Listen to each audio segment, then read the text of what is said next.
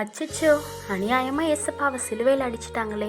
ச்சே, பாவமே பண்ணாத ஒருத்தரை மனசாட்சியே இல்லாம கொன்னுட்டாங்களே. அப்படி இப்படின்னு ஏசப்பாவை பார்த்து பாவப்படுறவங்களும் இருக்காங்க. ஆனா பிஸ்டே இங்க வேறங்க. அவருக்கு நம்ம பாவம் பார்க்குறோம், ஆனா நம்ம பாவங்களை பார்த்து மனஸ்தாபப்பட்டு நம்மளோட பாவ மன்னிப்புக்காகவே சிலுவையின் சிச்சையை ஏசப்பா ஏத்துக்கிட்டாங்க. அவர் இங்கே இல்லை, தாம் சொன்னபடி உயிர்த்தெழுந்தார். மத்தேயு 28:6. கரெக்டா 3வது நாள் உயிர்த்தெழுந்தவரை கல்லறையில தேடுனா எப்படிங்க? ஏசப்பா சதா காலங்களிலும் உயிரோடு இருக்கிறாரு. நம்மளை உயிருக்கு உயிரா நேசிக்கிறாரு. அவருக்கு சிலையும் வேண்டாம், சிலுவையில அடிச்சதை பத்தி கவலையும் வேண்டாம். ஏன்னா ஏசப்பா மறுபடியும் உயிரோட வந்து மரணத்துக்கே மாஸ்க் காட்டிட்டாருல்ல. அப்புறம் என்னங்க, ஏசப்பா இன்றும் உயிரோட இருக்கிறாருங்க.